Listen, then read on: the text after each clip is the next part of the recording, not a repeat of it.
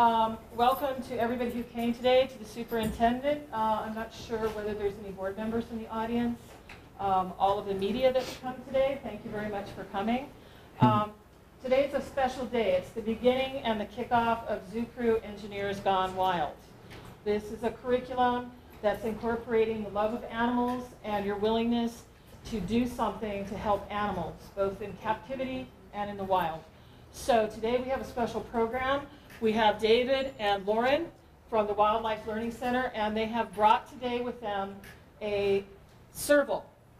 So I want you to pay attention to their program and enjoy, because you're going to meet a real wild animal. Okay? Okay. Well, thank you, everyone, and welcome to the first day of school. Congratulations on being a step closer to graduating. So, as you know, Lauren and I are from the Wildlife Learning Center. Most of the animals that come to Wildlife Learning Center come from rescue situations, so they're animals in need. But we are open to the public, and so you can generally think of us as a small zoo. Anytime you exhibit animals and they're on display for the public to see and learn about, you're essentially a zoo. So when we design these enclosures for wild animals of all different species, we have to keep in mind what their behaviors and natural history would be in the wild.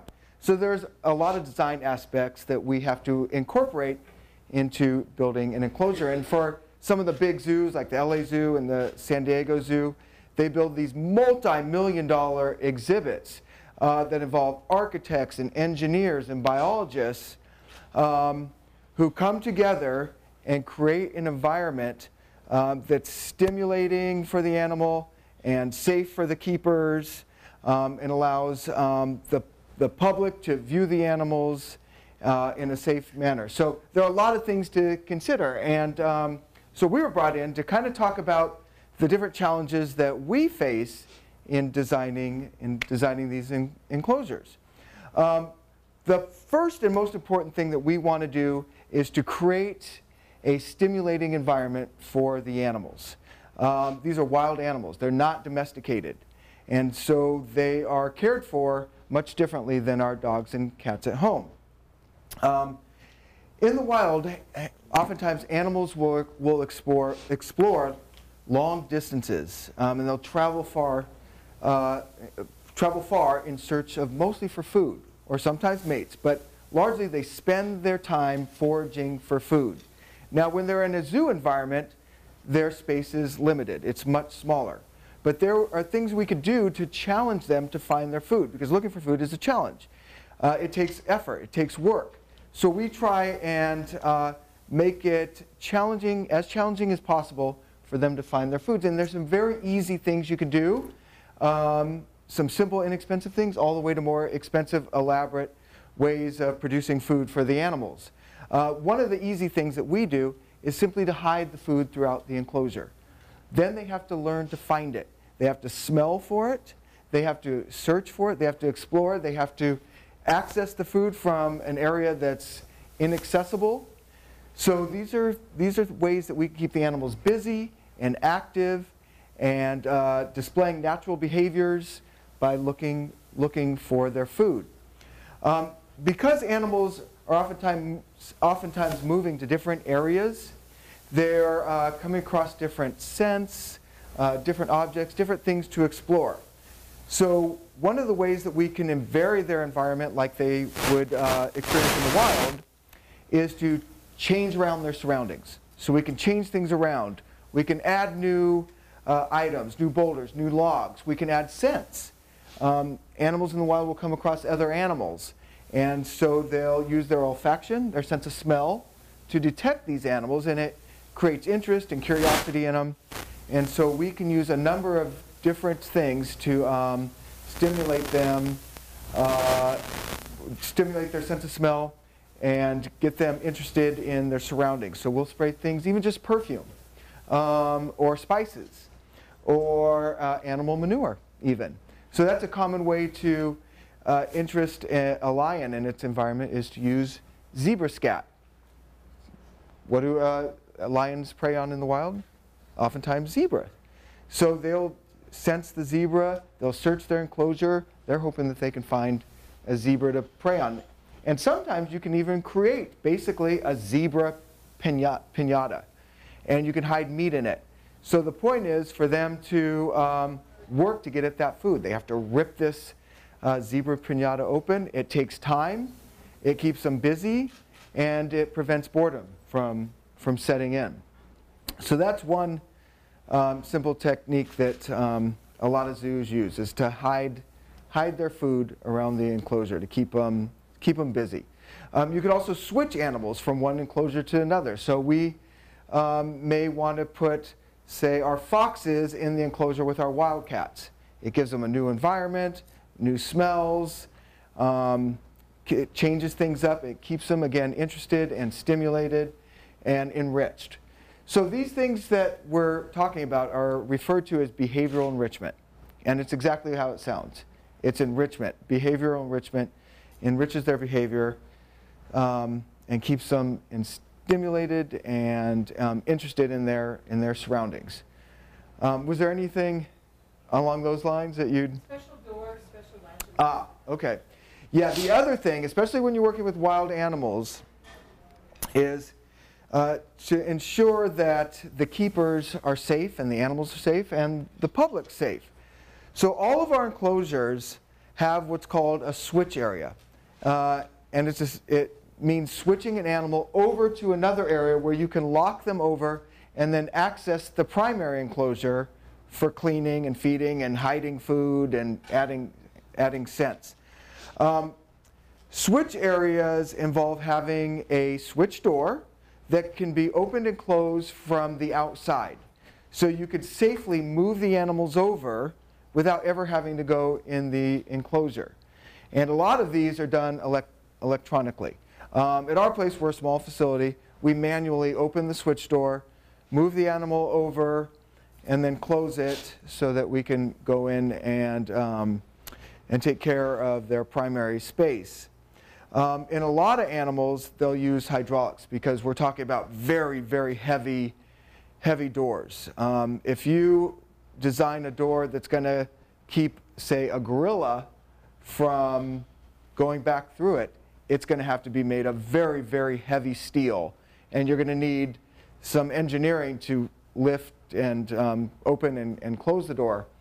The LA Zoo, not too long ago, created a new gorilla exhibit, and they thought they used strong enough steel, but gorillas, a male gorilla, is unimaginably strong. I mean, their strength is 10 times more than the biggest bodybuilder there is. And the male gorilla actually broke this heavy steel door. When you're working with elephants or giraffes, you have to use very, very heavy equipment for dealing with these animals. And it takes engineers to design these. Managing giraffes and elephants and other large animals means caring for their feet. They need a lot of foot care, just like horses do. So you need a way to safely work on their feet and examine their feet. And so engineers have built these chutes, they're called, for a giraffe. And you train the giraffe to go into this caged area, and it has doors that you can open and access different parts of, different areas of the animal's body. So if you want to examine its feet, you have access doors down low where you can train the giraffe to lift its foot, manage its feet, a ladder where you can climb up and look at its head, examine their teeth, do a full body exam where the veterinarians and the keepers are kept safe. And these are not simple pieces of machinery. These are really heavy-duty pieces of equipment that are designed to hold, in the case of an elephant, sometimes a 12,000-pound bull. So it takes a lot of engineering to design something that's strong enough to hold them. You want to see a cat? Okay. The only other thing that one other thing that I was going to say is we do try and create a natural environment for the animals where it does kind of simulate the natural habitat that they would have at home.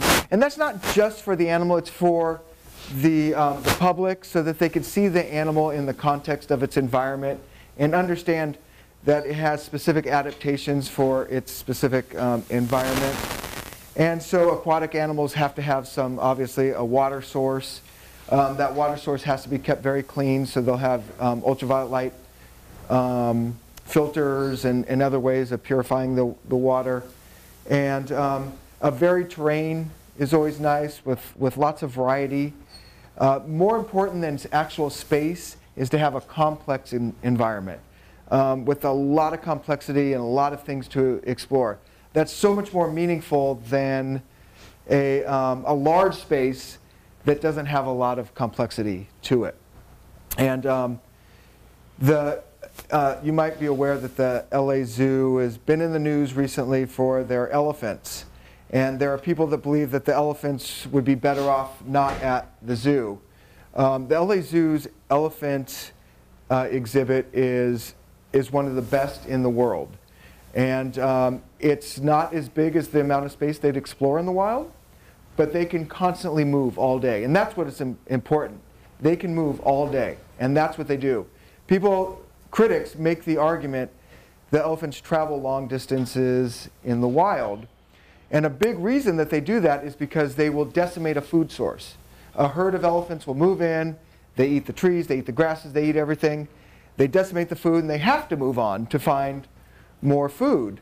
And even though they may travel miles, it's not how far they go, it's the fact that they're constantly moving. And they can do that at the LA Zoo. And they will offer food items throughout the exhibit so that they are motivated to move and search for food.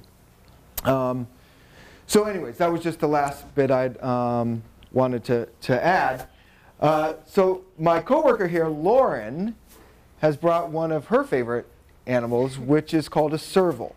And she's going to walk it over here in a bit. Stand up right there until I bring the cat over here. If you're not familiar with servals, servals are a species of wildcat from Africa. Over here. And if you go on safari in Africa, you're going to see lions if you go on safari. If you're lucky, you'll see cheetahs. Maybe if you're lucky, you'll see leopards. But you rarely ever see servals. And that's because they're a smaller species of wildcat. And they like highly vegetated areas like grasslands and riparian areas where they hide in the grasslands and prey on small prey items.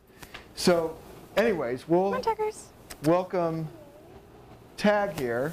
He's going to take his time because he's getting familiar with a new space here, so he's going to cautiously come out. And I will let Lauren tell you all about Tag. All right, so I'm going to try to get him up here. I know Dave was talking to you guys before about different scents that we use for enrichment. Come on up, Taggers. So on here, I actually have some of his favorite. There's chili pepper. There's some perfume I scented up here. So once we get him up here, come on, sir. You know, he's just exploring. They're very inquisitive. Oh, there must be something there he likes too. Well, you can lift him too. There you go. All right. So hopefully he enjoys the scents I put out there for him, and he's just going to hang out for a little bit. But this is Tag. He's one of our 3 African servals that we have at the Wildlife Learning Center. He's about 13 years old, so he's kind of on the older side. In the wild, these guys will typically live to be about 18 to 20, so they do live longer than maybe your domestic house cats might. But they're typically living in grasslands in Africa, and the savannas in Africa. And their body is perfectly adapted for hunting. They are one of the most incredible hunters in the wild. In fact, they have greater than a 50% success rate when they're hunting, which doesn't sound that great, but to be honest, when a lion hunts, when a cheetah hunts, when a tiger hunts, they're not that good at it. They're pretty awkward, and for every 10 hunts they might go, they're going to get an animal 2 times. So they're not the best hunters. These guys, for every 10 times they're hunting, they might get an animal 5 times. And they have things all over their bodies perfectly adapted for hunting. Their body is streamlined for it. Come on up here. You want to just walk around, show off his body? So those long, long legs, he is an incredible jumper. That's what these guys are known for jumping. So they're not as quick as the cheetahs are. Cheetahs have really long tails, right? These guys have shorter tails that help them balance when they're jumping. But they can jump over 10 feet up in the air, just straight from the ground, right where he's sitting right now. If he saw a bird flying overhead, he wanted to jump 10 feet straight up. So because of that, birds are actually one of their prey in the wild. They will go after birds. But they are opportunistic feeders. They're opportunistic hunters. They're going to eat just about anything that they can, especially rodents. They will be going after a lot of rodents. Come on back up here. He said, I like it in there. All these scary faces.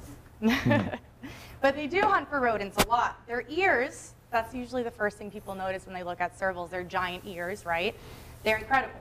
So their sense of hearing, they say that they can just hear the little noise of a mouse, and they can know exactly where they are. Whereas us, if we hear something in the distance, we're going to use our hearing, but then we're also going to have to look over, focus with our eyes a little bit. Whereas these guys, they know exactly where that animal is just by listening to them. Come on up. And a lot of people also notice there are 2 white spots on the back of their ears. Have you guys seen those? Definitely notice those. So they have scientists have 2 different theories why these guys have those 2 dots. So first theory, follow me spots. This one's my favorite. It's pretty cute. These guys live in the tall grasses, right? The savanna grasses in Africa. So when they have a litter of kittens, the kittens can't really see the mom or the dad that they're following. So what pops out of the grasses, though, are the 2 ears. And they look up, and they can see those 2 spots, and they follow me spots. They're able to follow the mom or the dad. I know. The other theory for those 2 spots, false eye spots. So these guys, yes, they are big predators, but they also have to be alert themselves in case there might be a bigger cat or something in their territory looking after them. So they're false eye spots. If an animal is looking at them from behind, they might look at the serval, say they don't have the best eyesight, and they might think the serval is looking back at them. So that's why they have those 2 eye spots in the back. And these guys are definitely carnivores, full carnivores. I'm going to see, I know, he's just being adorable right now. I'm going to see if I can try to get him back up on the table. Hi, mister. Look, come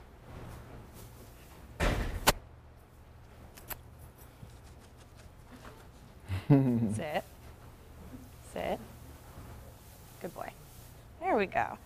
You guys have any questions about servals or tag? What's engineered into his habitat so he can do some leaping and some of his natural things that he would do to try and catch that bird or whatever? Well, cats do, in general, like to be up high, because then they could survey their surroundings. So we have high perches for them, and some of the cats' enclosures are big logs that are up high so they can climb. And one of the things you could do to kind of simulate catching birds or just challenge them in general to find food is to put food in a box and hang it.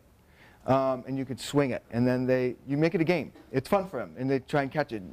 And so that's another thing that we can do to challenge them.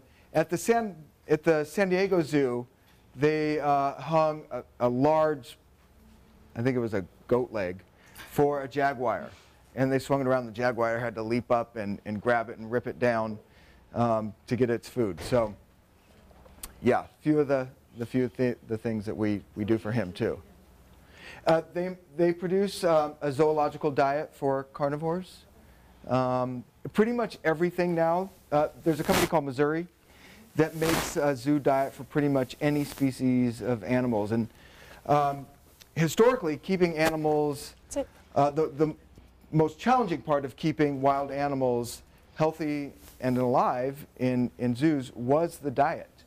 And so now scientists have created zoo diets that, take away, one of the hardest things about keeping them healthy. The tail is shorter than what we would see on a cheetah or a jaguar or some of the other carnivorous cats. What is the plan behind that? It's believed, so most long cats have a long tail, or any animal that has a long tail, it's used for balance. So if you think of a cheetah that's pursuing its prey, the prey darts back and forth and they have to turn quickly to stay with it, and they use that tail as a counterbalance so they don't flip over. Servals pursue their prey a little differently, so they don't need a long tail for balance. They will listen for usually small prey in the grass, and they'll stalk it, and then when they get within striking distance, they jump up and come straight down on it. Bobcats have a short tail. They will pursue rabbits and smaller prey, sometimes even deer, but smaller prey too, that, you know, changes directions really quickly. But they have a relatively shorter body compared to, say, a mountain lion or a cheetah, so they may not need this long a tail to act as a counterbalance, like the longer cats. So you mentioned to me earlier that your facility is involved in some breeding programs. What are some of the special habitat accommodations you have to do for your breeding program? Well, we were just accepted into 3 different breeding programs called species survival plans. And this is, it's literally a worldwide effort to maintain a zoological population of animals with an emphasis on threatened and endangered species. And the goal is to keep track of the bloodlines so that you have a genetically diverse population of animals. We've been accepted in it for our sloths, armadillo, and North American porcupines. Our North American porcupine enclosure has to be redone to accommodate any breeding plans. So we'd like to take what's one big space now, use that area to design an enclosure with 3 different spaces so that we can separate a breeding pair, we could separate a mother and its offspring, and so that we can, manage the population of porcupines that we have in a way that will accommodate babies or a breeding pair. Any other questions about? No? Not even, have we ever been bitten? Where are you located and like what hours are you open for? We're in Sylmar, which is the northern San Fernando Valley, basically where the 5 and 210 freeways meet. We're open every day from 10 to 5. The general public can come in, walk around, view the animals. We also have opportunities where you can actually meet certain animals, like our sloth, which is very popular right now. Good boy. Everybody wants to meet a sloth these days. You can pay a little extra, come in and meet the sloth, come in with one of the staff biologists who will give you more information. You can ask questions. If the sloth is in a good mood, and they almost always are, you can even touch the sloth. So, yeah, we have a lot of different programs for people to learn about animals. Any other questions? Are we all being shy on our first day of school? I would say the sloths. And the sloths need probably the most specialized care. As mammals, one of the characteristics of mammals is that we produce our own body heat, whereas, say, reptiles cannot produce their own body heat. But for a mammal, sloths have a very low body temperature. They're almost reptilian like that they depend on their environment to get their warmth. And they live close to the equator in the rainforest where it is warmer. So we have to create an environment that has a constant temperature at about 80 degrees. And because they're from the rainforest, they need about an 80% relative humidity as well. And they're just such an unusual animal. They're considered the slowest mammal on Earth. They have specialized care. They're just so unique. So when you ask what is the most exotic animal, definitely the sloth comes to mind for me. We also have lemurs. We have ring-tailed lemurs from the island of Madagascar off the coast of Africa. And they, to me, just look so exotic. They don't look like anything we have here in North America. They have this ringtail.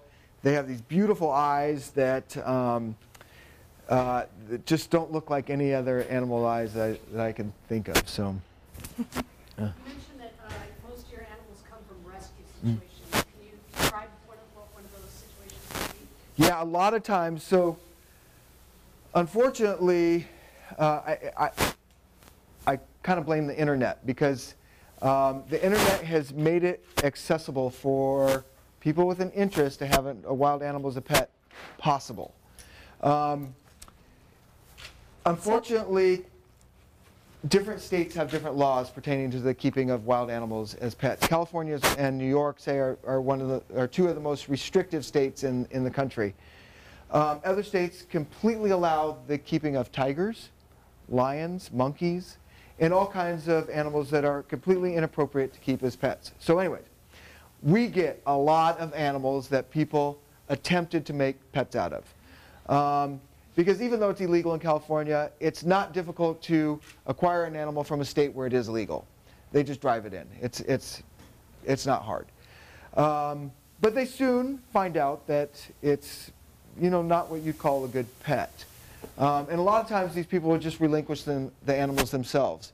Other times, Fish and Wildlife will confiscate the animals, and they'll go to great lengths to confiscate animals from people who have them illegally. They'll set up stings. We got a fox from someone who was trying to sell it on Craigslist, and so they posed as a buyer, met him in a restaurant parking lot in Tarzana, and confiscated the animal. YouTube has become, there's these YouTubers, which was all news to me until, I'm not going to mention any names, but a very, very one of the most popular YouTubers there is, who happened to be in Hollywood, had a pet monkey, and he put it out there for the world to see, and so they investigated it. They contacted us to see if we take the animal once they confiscated it, and yeah, they got it, and it came to our place. So, so we get a lot of former pets. We also will take in animals that were born in the wild, but suffered injuries that prevent them from surviving in the wild and need lifelong human care. So we have animals like our bald eagles who have wing injuries that prevent them from flying well enough to hunt. So a lot of animals that just wouldn't survive in the wild on their own. I'll let Lauren do that one. What kind of sounds do servals make, you say? Almost like a chirping. It is like a chirping. Yeah. Yeah, I would try to do it, but I don't want to make a fool of myself. Go ahead and make a fool of yourself. Man. No, it is. It's odd. They will purr. They definitely will, but it's a chirping. And we hear it a lot when we're about to feed them. Mm. They're anticipating the food. They're excited for the food. I'm like about to do it. But do it. No, I can't. You guys got to look it up. But it is like a chirping. Definitely. Well, it's not a roar. It's like a roar. Yeah, that's beautiful. Yes. How about the kittens? What kind of sounds do they make? They'll purr. They'll purr. They purr. Yeah. And even mountain lions, which are big, mountain lions make this really high-pitched chirp. And you would just, if you heard it, you'd never think it came from a large cat. It's a neat sound. I actually heard it in the wild once. It was pretty cool. How do you pay for all this care at your center? You're not for profit? We're nonprofit, but we offer a lot of programs to help raise money. We have a general admission cost. These animal experiences where people can meet the animals have been really a great way of fundraising for us. And then donations and fundraisers. What we found is you cannot depend on one source of income. You have to find as many sources of income as possible, and they all kind of add up to help. And so we're constantly thinking of programs that will help us fundraise. But we've been lucky enough to have some celebrity donors who have really, really kept us afloat. I noticed it looks like a really big Savannah cat. Is it because they are really closely related? Or? Yeah, you don't know what the Savannah cat is? Okay, a Savannah cat is a hybrid, which is a mix. A hybrid is a mix. A hybrid serval with a domestic cat. And so the first generation looks a lot like a serval. It's called the F1. You're not allowed to have F1 Savannah cats. I think it's not till the second or third generation that you're allowed to have them.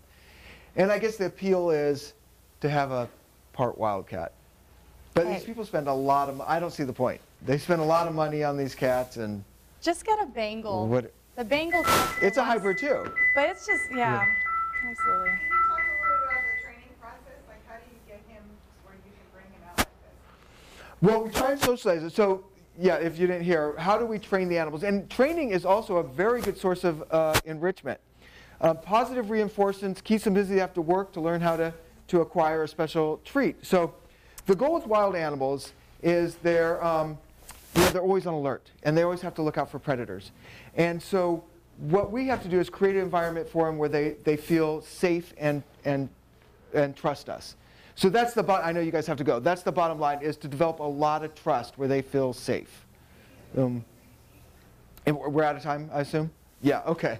Well, thanks, you guys. Have a great school year.